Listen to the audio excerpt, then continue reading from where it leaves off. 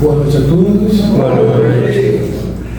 É uma alegria enorme nós estarmos aqui mais uma vez, né? Depois de um longo tempo, num período tenebroso, após uma tempestade, sempre vem a mudança.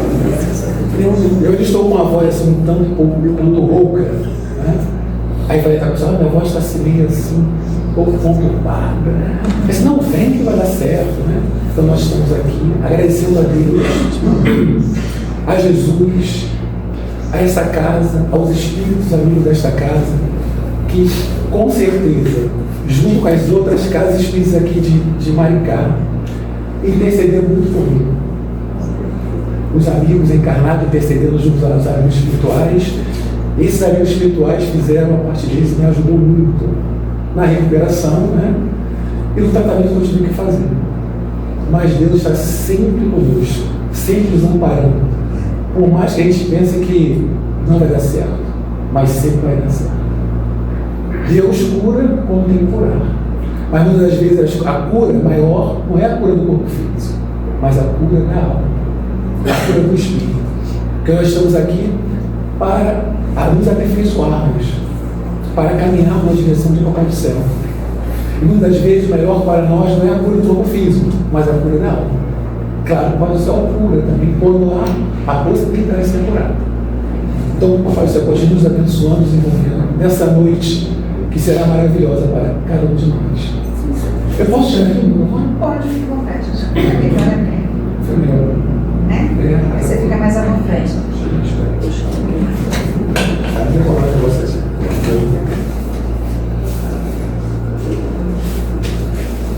Eu só colocar uma coisinha aqui porque já sabe como é que é.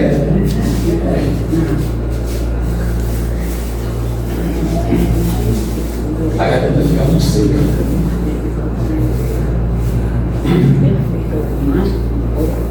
Bom, então o nosso tema de hoje, agir de acordo. É uma página que está no livro Caminho, Verdade e Vida de Emmanuel, Psicografia de Francisco Xavier. As páginas de Emmanuel, elas são maravilhosas, porque em realidade são os ensinos que ele traz, atualizando para cada um de nós as páginas do Evangelho de Jesus. E a doutrina de Jesus, a doutrina dos Espíritos, nada mais é do que o cristianismo vivo. Né? Então, as mensagens são fantásticas, maravilhosas. Mas antes de nós adentrarmos nessa mensagem, que ela vai falar para cada um de nós como agir de acordo com a nossa resistência. Né? Quando a gente fala assim para o nosso filho que está em casa, ligam para a minha casa. Quem é Maria? Ah, é seu João. Diz para ele que eu não estou aí. O que nós estamos educando? O que nós estamos falando para a criança? Qual é o ensinamento? Não é isso? Então nós educamos, mas tem hora que a gente se perde por algumas situações. Tem um amigo meu, um palestrante, que era uma pessoa que estava na casa espírita, só que ele tinha um hábito de fumar. Aí não tinha se conscientizado, né, de que o vício faz o mal. E um dia ele está assistindo televisão com a filha dele de 7 anos, que fazia parte da evangelização da casa, passou antigamente, não é o caso de vocês, mas antigamente tinha muita propaganda na televisão com mulheres fumando, homens fumando, aquela coisa toda, carros bonitos, né? E a filha dele vendo aquilo, ele pegou a filha dele fazendo assim. Ela falou assim para ele: quando eu crescer, eu quero fumar igual a ela. Aí ele chegou para ela e falou assim: minha filha, fumar é errado. Fumar faz mal para o corpo e para o espírito. Ela olhou para ele e falou assim: mas papai, você fuma. Aquilo para ele foi um choque.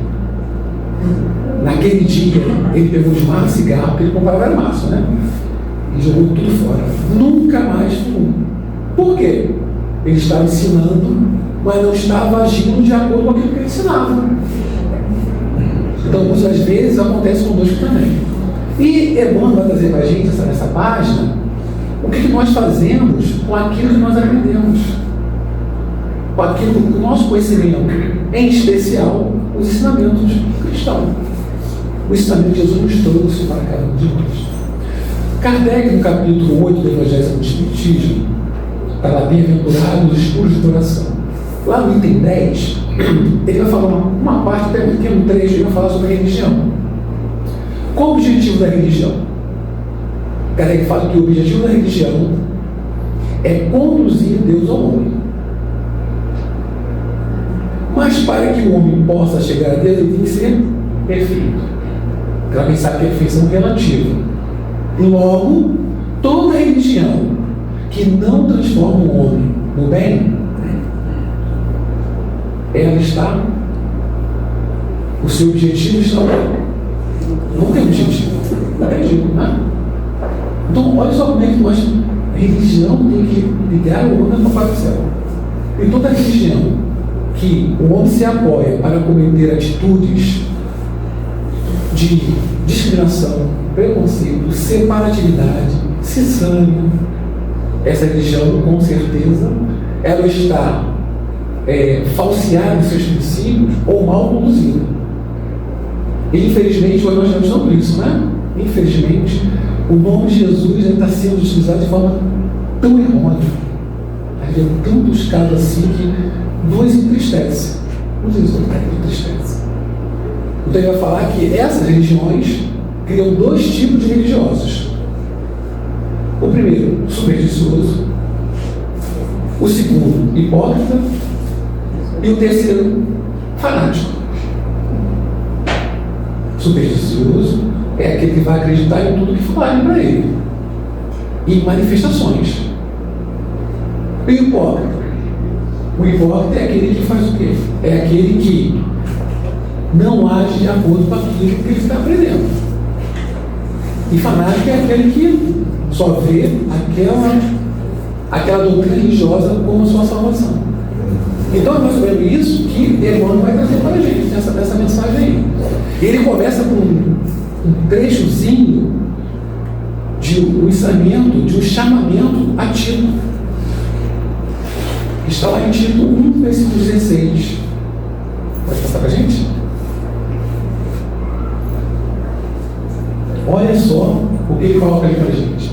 Confessam que conhecem a Deus, mas negam-o com as obras, sendo abomináveis e desobedientes e reprovados para toda boa obra. Paulo a Tito. Tito era um jovem. Ele iria para uma região, a gente pode chamar de assembleia, uma igreja na época, e Paulo já via que as pessoas que estavam naquela comunidade estavam agindo totalmente contrário aos ensinamentos que eram professados. Então Paulo vai fazer recomendação para ele e traz para nós essa recomendação hoje também. Confesso que conhece a Deus, mas negam as suas obras. Gente, e a pedir que ficam reprovados para toda boa obra. Ora, se você não faz a boa obra, como é que você pode ser aquele que vai dirigir uma obra? É complicado, né? Então, essa mensagem assim, mexe comigo, que a gente vai pegar esse entendimento em relação àquilo que nós estamos fazendo e realizando. Porque todos nós somos convidados pelo Cristo para a sua tarefa. Todos nós fomos chamados. Aí o Espírito Contínuo vai dizer que nós fomos chamados. Hoje vieram um pouco mais cedo, hoje vieram um pouco mais tarde. Então somos sempre convidados para servir ao Pai do Céu. Todos nós aqui fomos convocados. Estamos aqui a convite dele para exercer um bom trabalho. E aí o que nós vamos fazer com esse conhecimento que nós recebemos? Como fazer essa melhora para nós e para o outro? Porque a obra inicia em cada um de nós, porque é a obra individual. Então ele fala que é reprovado para toda a obra, mas a obra inicial é em nós. Começa em cada um de nós. A transformação ela começa do individual para o coletivo. Então nós precisamos dessa melhora. Vai para o Chagas, Jorge. Então ele vem conversando, ele fala assim: o espiritismo, sua afeição de cristianismo vivo, tem papel muito mais alto que o de simples campo para novas observações técnicas da ciência e estado do mundo.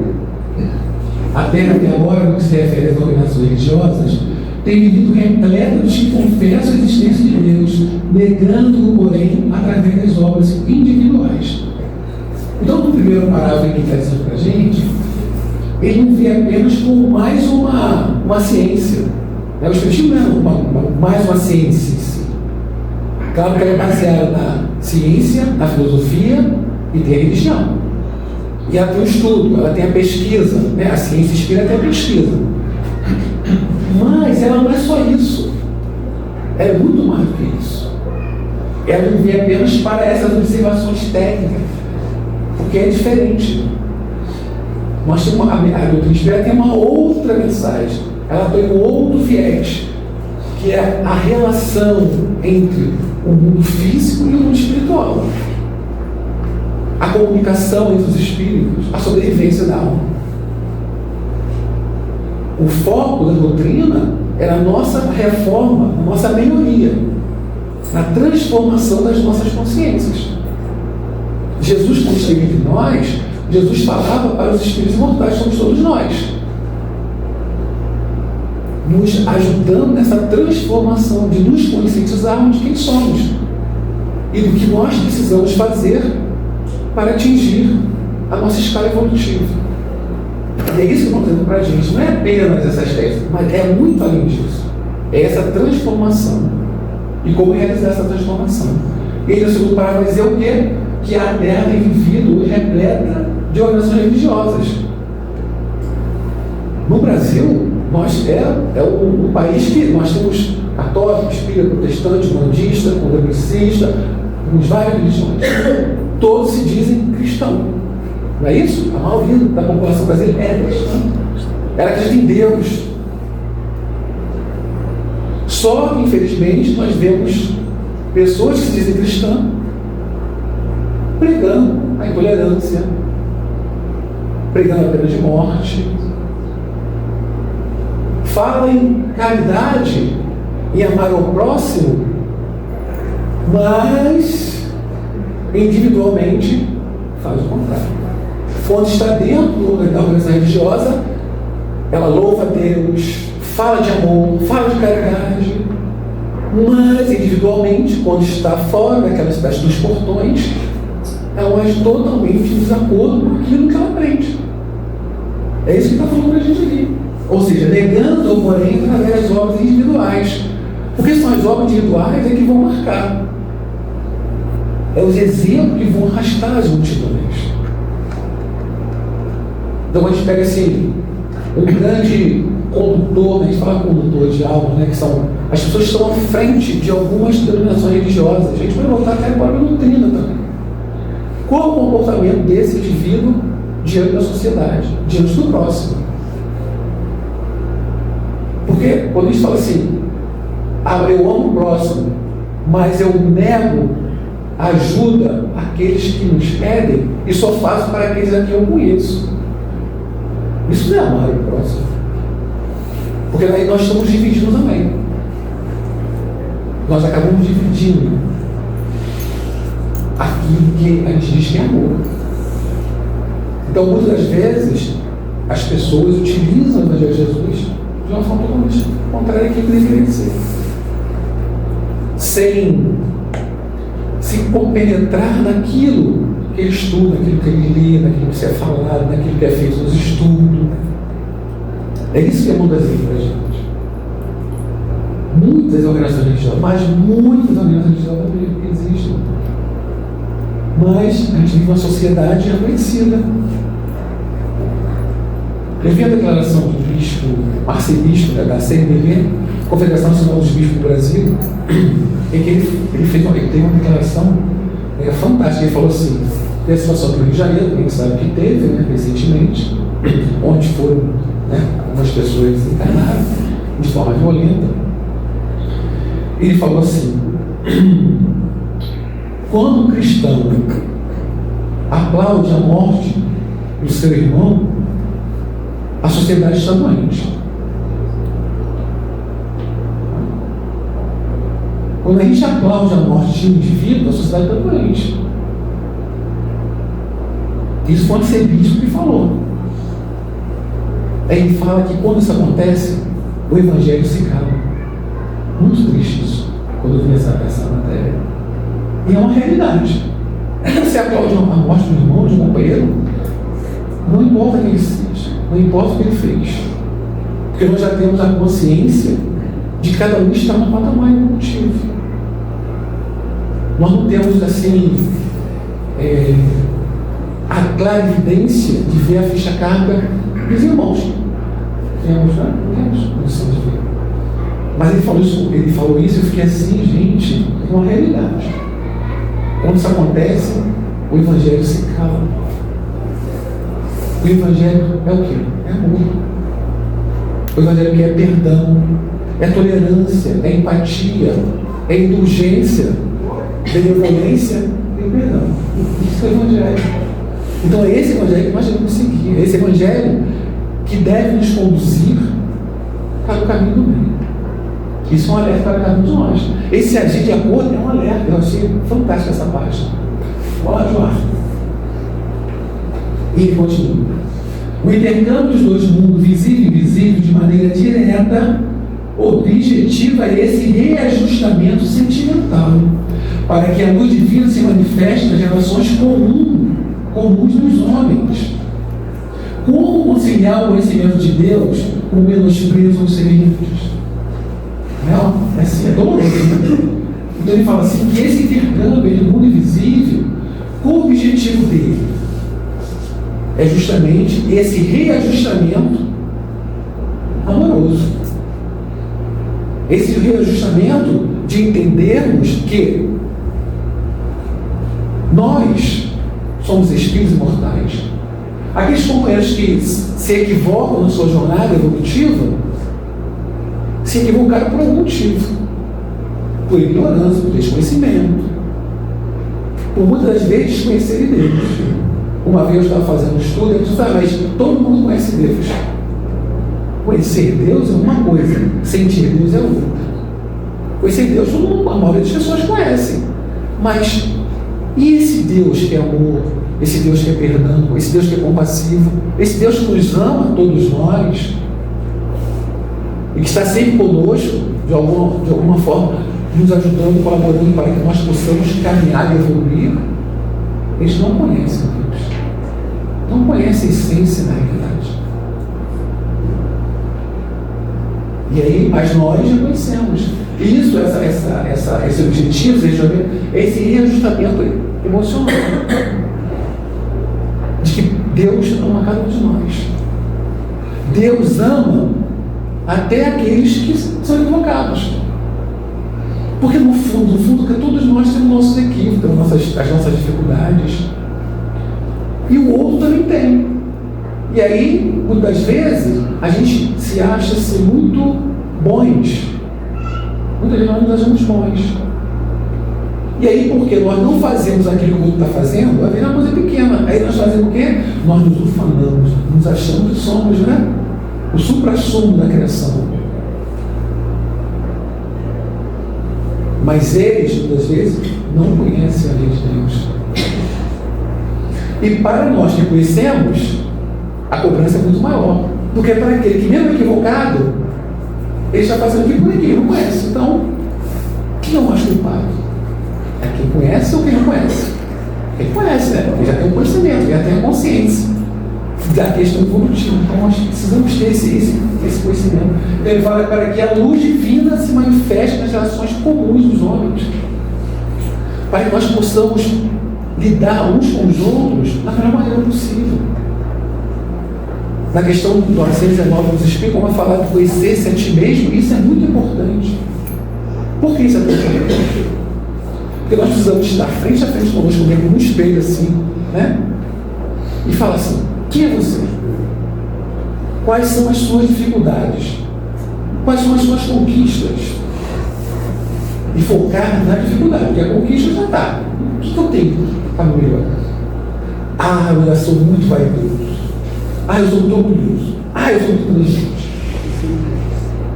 Eu sou muito nervoso, tenho pavio curto. São coisas que nós vamos ver aqui no nosso mesmo. E aí, quando a gente entende que nós temos dificuldades, isso nos ajuda aqui. Nos ajuda a vermos o outro, que o outro também tem o direito de ter dificuldades, como nós temos. Então, conhecer-se a si mesmo é muito importante para nós. Porque eu vou permitir que o outro também possa se equivocar. Como eu me equivoco de vez em quando. Como eu escorrego de vez em quando. Né? Então, essa importância do Evangelho. O Evangelho nos conscientiza disso, para que nós possamos colocar em prática esse Evangelho de Cristo, esse Evangelho de amor. E quando ele fala ali, como conciliar o conhecimento de Deus com menosprezo aos semelhantes? Olha, como conciliar o conhecimento de Deus menosprezando os outros? Ou, como conciliar o conhecimento de Deus, o ensinamento de Jesus, dizendo que o espírita não faz parte do ensinamento, não faz parte do cristianismo? Nós vemos em dia tantos irmãos nossos, né, das doutrinas afro, sofrendo tanta discriminação. Céus que são destruídos, são expulsos de comunidades do Rio de Janeiro, imposto pelas igrejas, por aqueles que fazem amor a Deus. Impõe que o tráfico tire aquelas pessoas dali. Olha, isso é terrível, né? Como conciliar isso com Deus, o ensinamento? E tem uma passagem de Paulo que eu gosto muito. Paulo não, desculpa. Eu gosto tanto de Paulo, eu não sei que Paulo não é. Mas João, evangelista, tem uma passagem, se eu não me engano, no capítulo 1, primeira carta dele, ele vai dizer assim: todo aquele que diz que ama a Deus, mas que odeia o seu irmão, é um mentiroso. Em algumas traduções eles falam e aborrece. Todo aquele que diz que ama a Deus, mas que odeia seu irmão ou aborrece seu irmão, é um mentiroso. Como é que ele pode amar a Deus a quem não vê e odiar o seu irmão a quem ele vê? Olha a mensagem de João, o evangelista, não é? É inconcebível. Como é que você pode dizer que ama a Deus a quem você não vê? Aqui nós não temos nenhum sentido ainda para nós, pela nossa capacidade de pensamento, de consciência ainda. E eu amo, eu odeio a pessoa do lado. Como? Como que eu posso dizer que eu amo a Deus? Né? Então João ensina assim, é certeiro, assertivo. Olha só, quanto tempo se passou e essa afirmação de João está tão presente na nossa sociedade. Como eu posso dizer que amo a Deus e odiar o meu irmão? Olha a reflexão que nós vamos fazer. Isso é todos nós, encarnados e desencarnados, que nos encontramos. Porque nós somos aprendizados. Nós somos aprendizes do bem. Isso é aqui para nos conscientizarmos. Isso é muito importante. A fé raciocinada, né, o conhecimento ele tem que ser o conhecimento revestido do sentimento. A fé raciocinada ela tem que ser revestida do sentimento. Porque o conhecimento sem o sentimento, ele é como um deserto sem água, né? Nada frutifica, nada floresce. Então a necessidade desse conhecimento tem que estar ligado ao sentimento, tem que estar ligado ao coração, a fim de que nós possamos fazer com que esse conhecimento floresça em nós, a fim de que esse conhecimento possa transformar, nos ajudar nessa transformação. Nós estamos aqui para nos aperfeiçoarmos e para que possamos colaborar com Deus na sua obra. Estava na questão muito justa dos espíritos, como Kardec perguntou, o objetivo da encarnação. Então nós estamos aqui com o objetivo da perfeição, de nos melhorarmos e de colaborarmos com Deus na sua obra. E colaborar com Deus naquele ensinamento é fantástico. Quando você consegue consolar alguém, quando você consegue falar com alguém, quando alguém consegue ver em você algo diferente, sem que você precise falar. Através do quê? Através da sua vivência. A doutrina de Jesus ela tem que ser vivenciada. E não apenas estudada, mas vivenciada. Porque se ela não for vivenciada, ela não encontra eco no mundo dos corações. E é isso que não vai trazer para a gente. Aí continua ali. As antigas escolas religiosas, a força de se agitarem como agrupamentos políticos do mundo, sob o controle do sacerdócio, acabaram por estagnar os impulsos da fé em exterioridade que aviltam as forças vivas do espírito. Ou seja, quando fomos criados, nós fomos criados simples e ignorantes, sem conhecimento. E através da jornada evolutiva da alma, que somos todos nós vamos aprendendo, vamos desenvolvendo em nós o potencial divino que cada um de nós tem. Jesus falou que nós somos o quê? Vós sois deuses. Isso. Vós sois deuses. Porque nós somos filhos de Deus, somos centelhas divinas dele. Né? Então nós temos em nós, na nossa consciência, esse sentimento, essa vontade de avançar para ele. De ir para Deus. Mas muitas das vezes, as escolas religiosas do mundo, elas se uniram, né, à política, achando essa necessidade do poder temporal, né, de ter poder, o poder é uma coisa complicada, de ter o poder e dominar. E foi isso que aconteceu lá no início, quando Jesus estava, quando a igreja se uniu à política. E o que nós vimos? Desastres. Nós vimos desastres. Né? Porque quando Jesus esteve entre nós, Jesus não precisou se unir à política, não precisou se unir aos reis, não precisou se unir aos judiciários, magistrados da época. Não precisou para isso, para transformar o mundo, não precisa nada disso. Porque tudo que está no mundo é temporal, tudo passa, até os tempos, se vai manter. Tudo vira ruína, tudo, o dinheiro, tudo fica, os políticos ficam. Então ele está falando que quando a religião se uniu através da política e sacerdócio para dominar, aí vai falar o quê? Estagnar os impulsos da fé, que aviltam as forças vivas do Espírito, que somos nós. E muitas das vezes nós vamos encontrar pessoas que não querem saber de religião. São pessoas que não querem saber de religião, mas que trabalham incessantemente com o bem e para o bem. Não tem religião, mas trabalham. Porque elas trazem nela a religiosidade delas mesmas. Esse impulso que elas atrás, né? Ela precisa de um agrupamento organizado para professar o seu trabalho em si. E muitas das vezes houve a estagnação no passado, quando utilizaram a religião de forma inadequada. Como nós vemos hoje, muitas pessoas se afastando de algumas organizações religiosas. Muitas pessoas. Porque tem muitas organizações religiosas que levam muitas pessoas, muitas das vezes, aos suicídios. Nós conhecemos um caso em São Gonçalo, em que um jovem foi conversar com um líder religioso de uma igreja, e ele foi conversar com ele e falou que ele era homossexual. E o pastor, né, conversou com ele, tudo apoio, aquela coisa toda. Só que no domingo à noite, a igreja é repleta. A igreja normalmente não é um público de 50, 100 pessoas, né? Normalmente é de 1.000, 2.000 irmãos, né?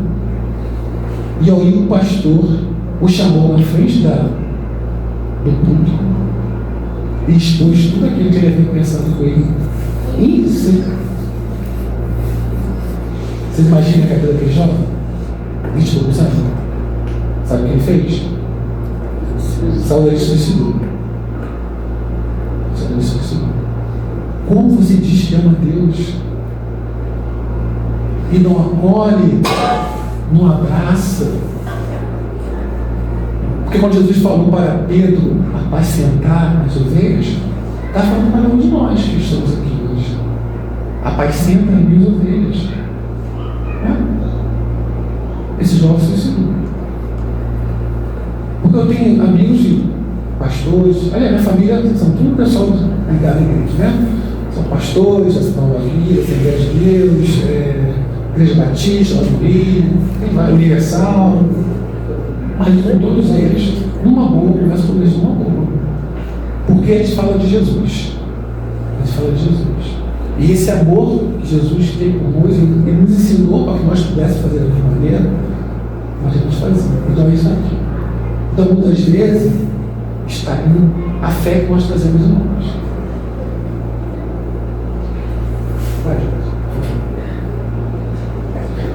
E ele fala assim: a doutrina consoladora da sobrevivência e da comunicação entre os habitantes da Terra e do infinito, com bases profundas e amplas do Evangelho, floresce entre as criaturas com características de nova revelação, para que obseja nas atividades vulgares real afirmação do bem que nasce da fé viva.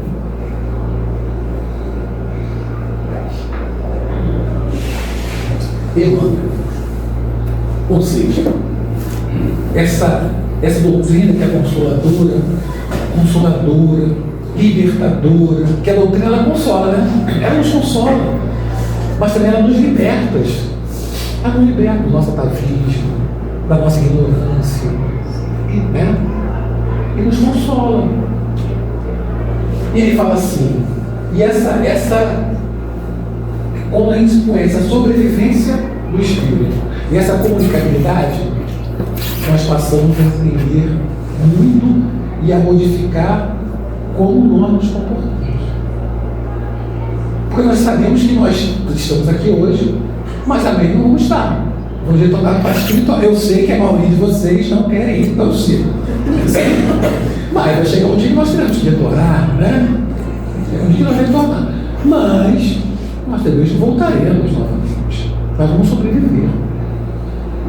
E essa comunicabilidade sobre essa comunicação dos espíritos encarnados e encarnados, e essa comunicabilidade nos ajuda muito a entendermos o porquê que nós passamos pelas coisas, quando nós passamos por alguma coisa, nós pensamos assim: bom, só existe um caminho. Primeiro é o tratamento, né? Eu falei semana com a minha irmã. Meu pai também olhou, aí ela falou assim: ah, mas é possível. Eu falei: ó, nós temos duas opções. Primeiro, aceitar a doença. Entender que existe, tem solução? Tem. Tem tratamento? Tem. Então faz o tratamento, né? Aí ela chegou assim: e a outra opção? A outra opção é voltarmos para a verdadeira pátria. Ela não gosta de falar sobre isso. Essa mulher não tem religião, não, mas ela não gosta de falar sobre isso, né? É voltar para a verdadeira pátria. Não é só tem isso. Quantos são nós temos? Aconteceu um fato. Aceitar aquele fato, procurar entender, compreender ele e buscar as soluções que existam. E a outra é se entregar e retomar a paz espiritual. Ela ficou desesperada: mas o senhor fala igual de morte. Eu falei: você não falei de morte? Eu falei de... Não vou falar de morte, vou falar do anjo libertador.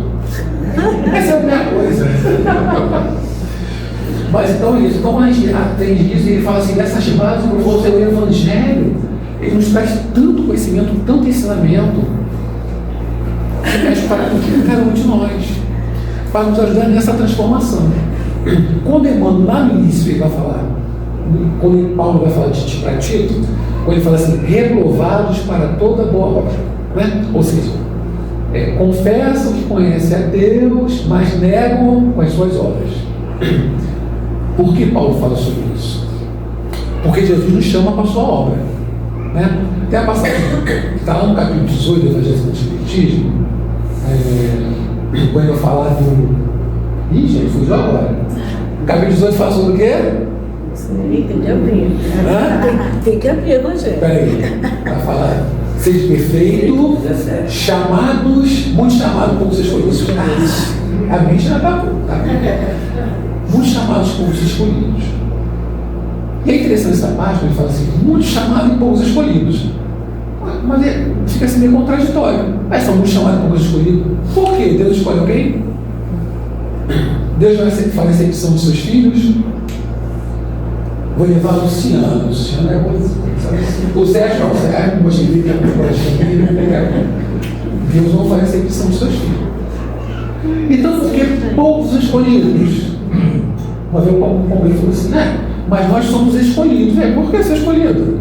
Porque nós somos espíritos, trabalhamos na última hora. E quem faz para você? Está lá no Evangelho, tem certeza? Tem que fazer. Porque o Constantino vai falar assim, no item 2 do capítulo 20.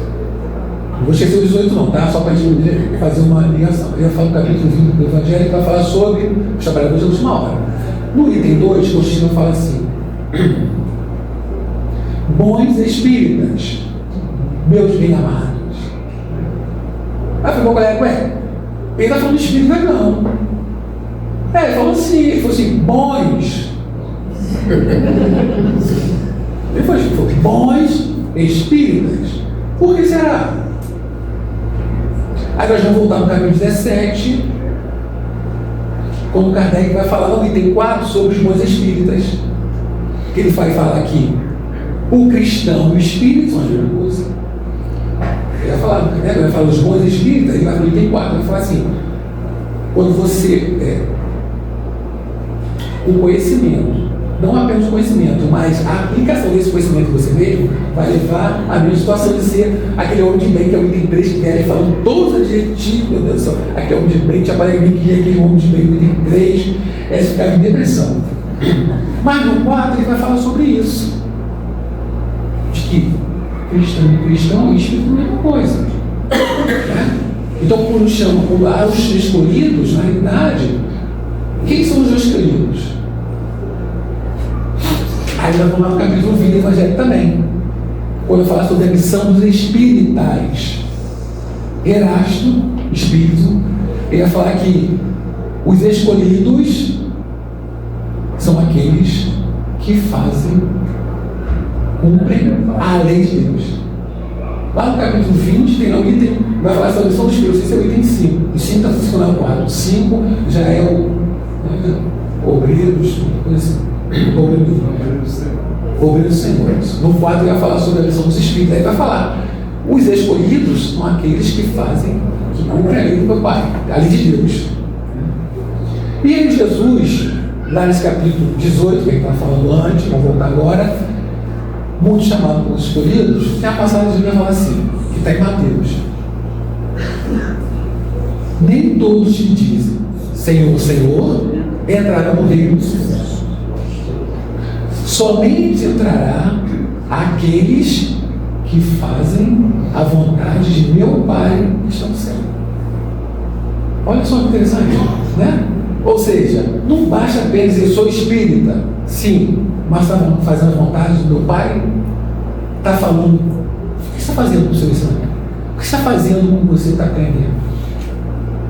Não é só o que você está falando de Jesus, não é só o que você está falando de Deus, falando boas coisas, mas como você age no seu dia a dia.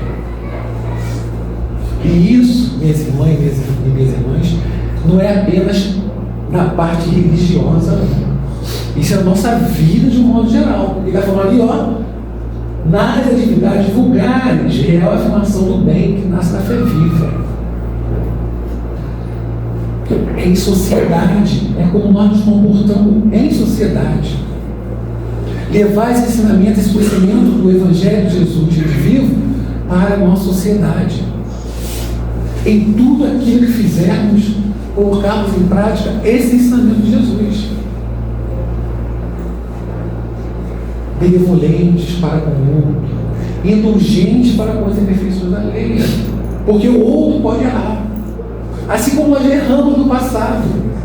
E quantas vezes nós caímos e tivemos alguém que com certeza estendeu as mãos para que nós pudéssemos sair do lameiro que nós nos achamos.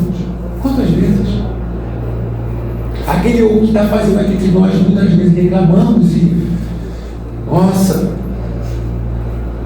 nós não fazemos hoje, mas e nosso passado?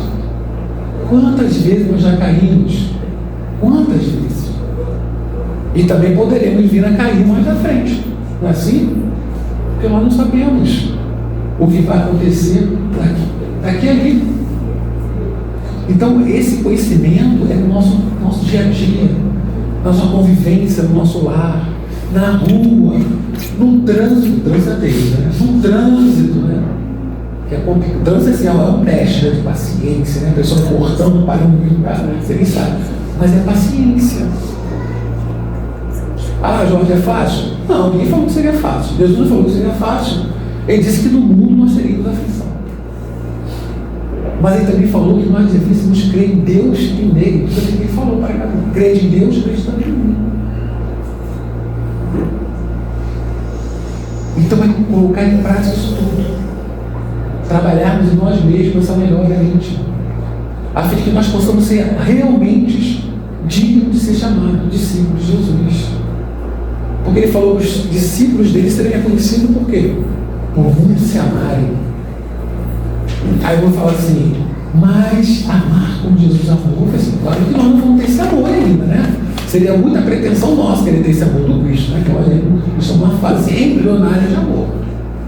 Mas quando a gente faz o bem, quando a gente consegue dar um bom dia para o outro, quando a gente consegue ser carinhoso com ele, quando nós conseguimos respeitar o outro, as diferenças, seja quem seja o outro, seja a opção que ele quiser, opção sexual, opção política, opção de futebol, seja qual for a opção que a pessoa tenha, o respeito é uma forma de amar.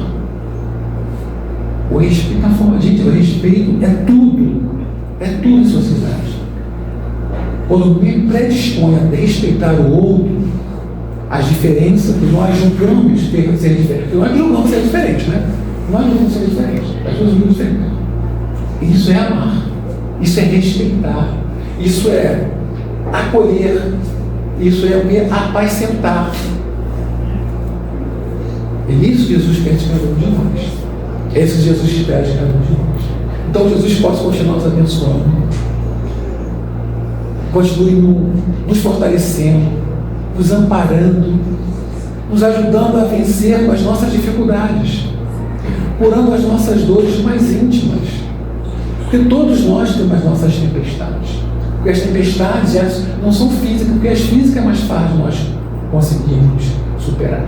Mas as dificuldades, as tempestades das nossas almas, que o Mestre querido, esse amigo incondicional das nossas vidas, ele possa continuar nos amparando, nos envolvendo, nos dando a perceber que todos somos irmãos, que todos estamos na mesma caminhada, e que ele possa envolver cada um de nós, envolver os nossos familiares, nossos amigos, aqueles que nós estamos pensando nesse momento, que estão precisando realmente de ajuda, e que ele possa ver essa humanidade sofrida que nós estamos vendo aí, envolvendo o nosso país, os nossos governantes, envolvendo a todos. Agradecendo a vocês imensamente pelo carinho, pela acolhida. A essa Luciana, que em momentos muito difíceis que eu passei, a Luciana sempre com essa voz mansa, ponderada, me ajudou muito. E Jesus continua a se fortalecer e fortalecer essa casa e seus dirigentes. Muito obrigado. Fiquem com Deus.